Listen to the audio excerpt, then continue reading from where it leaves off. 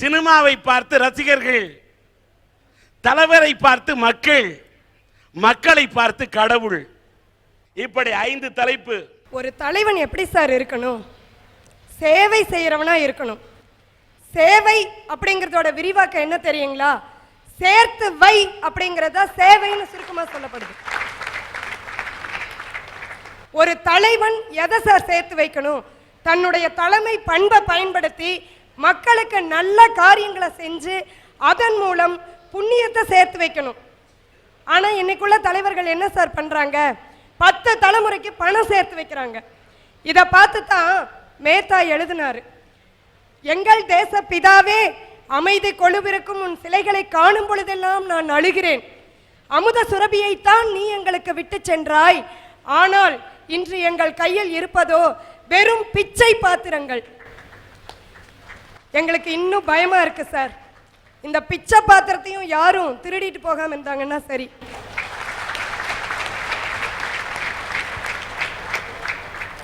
ஏன்னா எங்களால் மனிதர்களை மந்திரிகளாக்க முடிந்தது, எங்களால் மனிதர்களை மந்திரிகளாக்க முடிந்தது. ஆனால் மந்திரிகளை மீண்டும் மனிதர்களாக்க முடியவில்லை.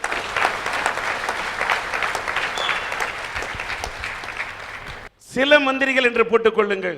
கர்ம வீரர் காமராஜர் மறைகின்ற போது முதல் நாள் இரவு மறைந்து விடுகிறார். மறுநாள் காலையில் அவருடைய பாக்கெட்டை தொட்டு பார்த்தால் வெறும் 150 ரூபாயை மட்டும் வைத்திருந்தாரே, அந்த மாமனிதன் மனிதனா இல்லை மாமனிதனா? அவரும் மந்திரியாக இருந்தவர் தான். அந்த மாதிரி மனிதருள் மாணிக்கங்களா வாழ்ந்த தலைவர்களை பத்தி நான் பேசவே இல்லைங்க. அவங்களுக்கு ரொம்ப சிறந்தாழ்த்தி வணங்கிக்கிறேன். இந்த மாதிரி பெரும்பான்மையான தலைவர்கள் இருக்காங்க இல்லைங்களா, அவங்க இன்னும் எங்களுக்கு என்ன செய்ய போறாங்க அப்படின்னு கேட்க வந்திருக்காங்க. ஐயா, தென்னைய பெத்தா இளநீரு, பிள்ளைய பெத்தா கண்ணீரு, இப்படித்தாயா ஒரு தாய் அந்த காலத்துல தன்னோட வருத்தத்தை தெரிவிச்சா? மன்னிக்கணும், நல்ல கருத்து. அது தாய் தெரிவிக்கல. இந்த பாட்டு எங்க ஊர் ராஜா என்ற படத்தில் நடிகர் திலகம் சிவாஜி கணேசன் நடித்த படம். பி மாதவன் அவர்கள் இயக்கியிருக்கிறார் என்று நினைக்கிறேன். தன்னுடைய பிள்ளைகளை பார்த்து ஒரு தந்தை பாடுவதாக வரக்கூடிய பாடல் என்ன. ஆனால் ஒரு தாயின் மனநிலைக்கும் இது பொருந்தும். ஆனால் ஒரு தாய் பாடினார் என்று சொன்னாக்க நாளைக்கு, ஏன்னா ராஜேந்தர் சினிமா உலகத்தில் இருக்கிறாரு, இது கூட தெரியலையான்னு கேட்டுருவாங்க. மன்னிச்சுங்க ஐயா. அன்னைக்கு தான் அப்படி சொன்னாங்கன்னா, இப்போ ஒரு தாய் கடிதம் எழுதுறா பாருங்கய்யா அவளோட வருத்தத்தை. மகனே, நீ சென்ற அன்று வீட்டு முற்றத்திலே உன் நினைவாய் ஒரு தென்னையை வைத்தேன். எங்கோ இருந்து ஈட்டுகின்ற பணம் உனக்கு சுகத்தை அளிக்கிறது. உன் நினைவாய் வைத்த தென்னையோ சுக நீரையும் சுக நிழலையும் தருகிறது. என்றோ ஒரு நாள் என் உடம்பில் ஈமொய்த்த செய்தி வந்து உன்னை எட்டும். அன்றோ நீ இமெயிலில் மூழ்கி கிடப்பாய். அன்றும் இந்த தென்னைதான் ஓலையாய் மாறி என்னை காடு வரை அழைத்து செல்லும் ஒரு பாடையாக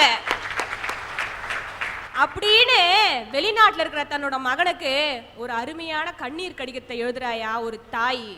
எங்க காலேஜ்ல ஒரு டூர் கூட்டிட்டு போனாங்க, மிருக காட்சி சாலைக்கு கூட்டிட்டு போனாங்க. எல்லாரும் போய் மிருக காட்சி சாலையை பார்த்துட்டு வர வழியில இந்த வேலூர் கிட்ட வந்து மனித காட்சி சாலைன்னு ஒரு வாசகத்தை பார்த்தியா.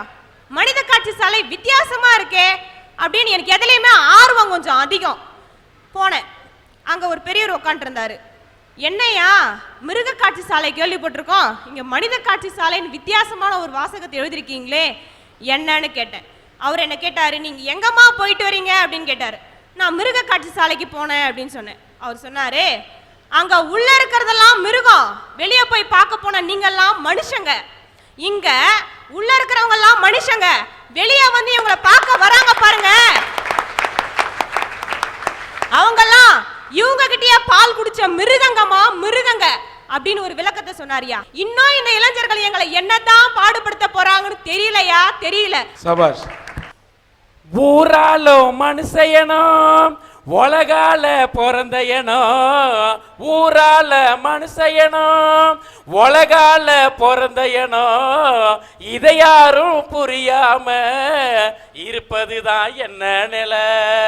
உனக்குள்ள இருக்கிறனே கடவுள் என்ற பேரால உனக்குள்ள இருக்கிறனே, கடவுள் என்ற பேரால அத கூட தெரியாம அலைவது நீ எதுக்காக, அத கூட தெரியாம அலைவது நீ எதுக்காக, அலைவது நீ எதுக்காக. சார், இன்னைக்கு நம்ம மனுஷ நிலைமை இப்படிதான் சார் இருக்குது. ஓரறிவு, ரெண்டறிவு, மூணறிவு, நாலறிவு, அஞ்சறிவு, இதுவும் போதாதுன்னு கொடுத்தானே சார் கடவுள் நமக்கு ஆறாவது அறிவுன்னு ஒரு பகுத்தறிவு.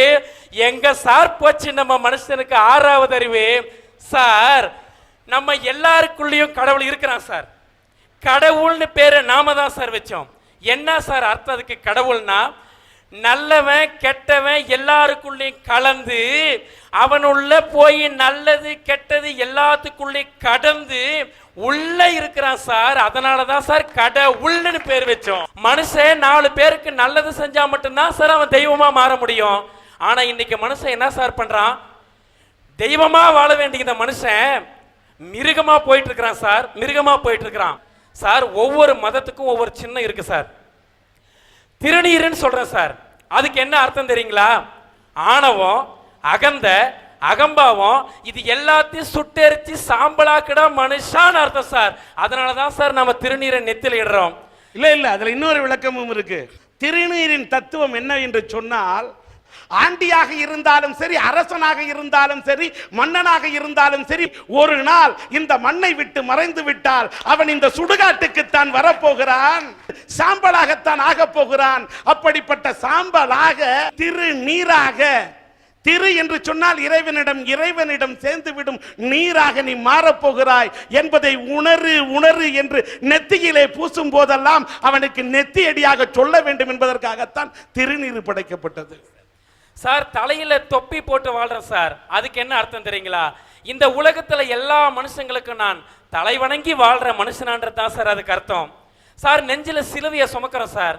நான் எல்லாரும் உங்களோட இதயத்திலேயே எப்பவுமே அன்பா வாழ்ந்துகிட்டு இருப்பேன்னு அர்த்தம் சார். அதனாலதான் சார் நெஞ்சில சிலுவையை சுமந்துகிட்டு இருக்கிறோம். இப்படி ஒவ்வொரு மதங்களுடைய சின்னமும் ஒவ்வொரு மகத்துவத்தை சொல்லுது சார். ஆனா ஒரு சில மனுஷங்க இன்னைக்கு சின்னத்துடைய பேரை வச்சு சண்டை போட்டு அழிஞ்சு சின்ன பின்னமா போறதுக்கு முயற்சி பண்றாங்க சார். தன்னுடைய மனம் போன போக்கில் போற ஒரு சில மனுஷங்களை பார்த்து கேட்கிறாரு சார் கடவுளே, இன்னும் என்ன நீங்க என்னடா செய்ய போறீங்கன்னு கேட்கிறாரு சார். கேட்கிறார். சபாஷ். இன்னைக்கு இளைஞர்களை பயன்படுத்தும் தலைவன் இருக்கானே தவிர இளைஞர்களுக்கு பயன்படும் தலைவன் இல்லை.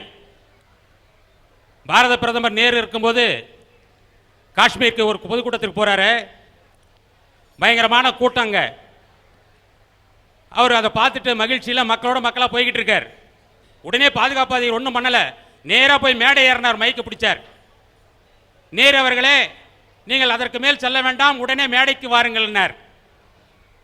ஒரு பாரத பிரதமராக இருக்கிற நேரு பெறான் அவருக்கு கட்டுப்பட்டது தான் அந்த பாதுகாப்பு அதிகாரி. ஆனால் பாதுகாப்பு அதிகாரி உத்தரவு போட்டோன்னே நேரு வந்துட்டார். ஆனால் இன்னைக்கு நிலைமை என்ன?